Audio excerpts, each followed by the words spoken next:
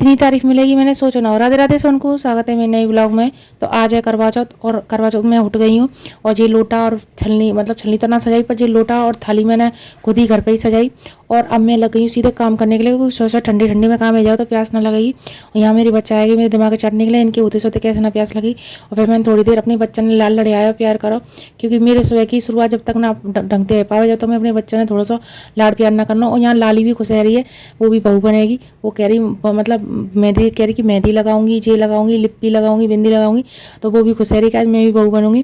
फिर वक्त मैंने अपने बच्चा नवा धोवा के नहीं सीधे बिठा दी कीर्तन करने के लिए, क्योंकि प्रेमानंद महाराज जी, हमारे गुरुदेव महाराज जी कहते हैं कि बच्चे ने बचपन से ही थोड़ा भक्ति की तरफ घुसाना चाहिए, तभी उनमें भक्ति आती है, एकदम से फिर बड़ी होकर नहीं आती।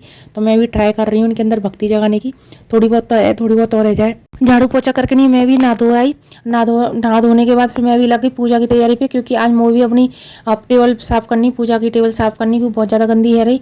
फिर उसके बाद दिवाली पे ही सफाई होगी और दिवाली की स्टार्टिंग ही होगी सफाई की। वैसे मैंने अपना कमरा तो कर लिया साफ सफाई हो। अब ये थोड़ी बरामदे का ये पूजा वाला कमरा रह गया है और किचन वगैरह रह गई है। और फिर मैंने यहाँ पे टेबल साफ करके एक धुली धुलाई तौलिया साफ तौलिया बिछाई।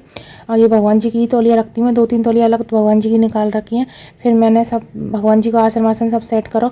और आज मैं राधा रानी को भी फुल श्रृंगार करना। ये मैंने अपने राधा रानी जी को श्रृंगार निकाल दो। यहाँ फुल श्रृंगार है, कोरो श्रृंगार है। और मैंने राधा रानी जी को भी श्रृंगार करो, अपनी किशोरी जी को। और कैसी लग रही है मेरी किशोरी जी कमेंट करके बताइए। और जब किशोरी जी को होगा तो लल्ला कैसे रह जाएंगे, लल्ला को भी मलुक से श्रृंगार करो। पर ना थोड़ी लाइट चली गई ना तो अंधेरों अंधेरों से होगा, लल्ला के ना अच्छे से वीडियो ना आ पाई। बाकी के लल्ला भी हमारा बहुत सुंदर लग रहा हो। फिर मैंने भी अपनी सबरी ज्वेलरी फल्ली कपड़ा लत्ता सब निकाल के अलग धर दिए, क्योंकि ना मैं जानो खाना बनाने के लिए, फिर आके डायरेक्ट मैं तैयार है ना। तो मैंने पहले निकाल के धर दिया, क्योंकि हड़बड़ी में ना आधी चीज़ में मिलता है आधी चीज़ ना मिले। तो पहले मैंने तसल्ली से अपने जो जो मुझे पहनना हो ज्वेलरी वगैरह सब निकाल के अलग रख लें। फिर मैं लग गई सीधा खाना बनाने के लिए। खाने में मैंने कासी फल की सब्जी बनाई, क्योंकि पूरी बने और कासी फल की सब्जी ना बने ऐसा तो है ही ना सके। और पनीर की भी सब्जी बनाई। पनीर की तो इन्नी बना के रख दी हमारे पतिदेव ने पहली, और सब कोचिंग जाने से पहले पनीर की सब्जी बना के रख गए, क्योंकि बोले कि तुम पे ज़्यादा काम हो जाएगा। फिर बाकी मैंने हलवा बनाना रख दिया, क्योंकि हमारे ब्रज के साइड में तो हठियावरी थे ही कब वो सुनते हैं करवा चौथ की कथा होती है और हठियावरी को भोग लगता है। फिर मैंने डायरेक्ट खाना बनाया नहीं, पहले अपनी लाला लाली भोग लगाया, अपनी किशोरी जी अपनी लल्ला भोग लगाया। और फिर बाकी बाद मैंने और मतलब तैयार रहने चली गई, पर मैंने पहले भोजन बनाया कि नहीं पहले भोग लगा दियो, क्योंकि हड़बड़ी में अक्सर करके यही हो जाता है कि भोग फोग न ढंग से लग पावे। तो मैंने भोग लगा दिया और आरती की भी तैयारी करके रख दी, दिया भी लगा के रख दिया। फिर मैं भी है गई तैयार, क्योंकि मुझे पता था एंड में यही हाल होता है कि मुँह पे ही डांट पड़ता है हर त्योहार पे कि जे कि तेरी तैयार है वो ना आवे, तू ही ना तैयार है। तो यही मारे में पहले सबसे पहले तैयार, पहले तो ना है पाई है तो बहुत टाइम गए हो। फिर वो नंद आ गई बुलाने के लिए कि चलो भाभी अब तुम्हें सब बुला रहे हैं। तो मैं भी नंदते सारा सरमारी करके सीधे चली गई पूजा पे, पूजा करने के लिए मतलब पल्लेघर। और वहाँ पे पहले से ही सब तैयारी हरी पूजा की, वहाँ जाकर बस खाली हमने कथा सुनी और मतलब पूजा करी। बाकी की पूजा की तैयारी तो पहले से ही है रही।